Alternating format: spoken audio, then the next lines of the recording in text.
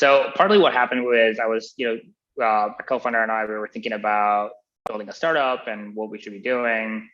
Um, and one of the things I realized is that when we were building all these at scale machine learning stuff like Google, there was all this infrastructure that helped us really debug and understand distributed systems. And that just wasn't available outside for various reasons, right? So one aspect that's not available is just the rich coverage of data, which is why we built all this automatic data capture stuff.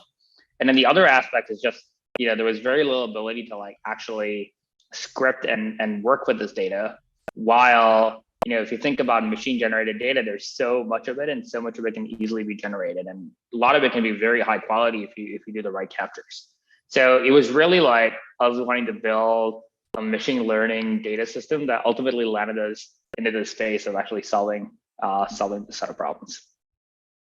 Yeah, that's really, really cool. I'm seeing a couple questions in the audience kind of about the startup, your startup journey. So I figured while we're on the topic, may as well fire those out. So, but both from somebody named Wizran, but they're wondering, how did you validate how many people had the problems that you were seeing, and also just how did you meet your co-founder?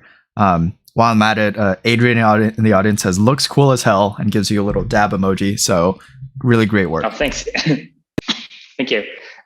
So how do I meet my co-founder? So Ishan Mukherjee, who's a co-founder of Pixie. We kind of go way back. Like we were in the same data space for a while, so we knew of each other. Ishan actually used to be in Chris Ray's, I think, first startup Lattice, where I was chatting with both Ishan and Chris about a role at Lattice for a while. So, and I just kept in touch more and more with Ishan, and we just, after I left Google, we connected up together and started thinking about a startup. In terms of how do we validate the idea, there's always a balance between trying to validate the idea and also having a vision of where things want to land up.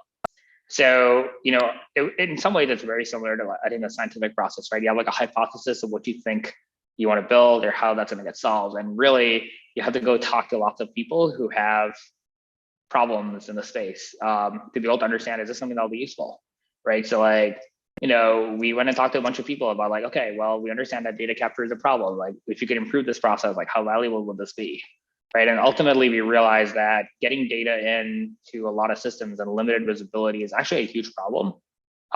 It seems like, it shouldn't be a problem because, well, you can go install all these agents and add all this manual instrumentation everywhere.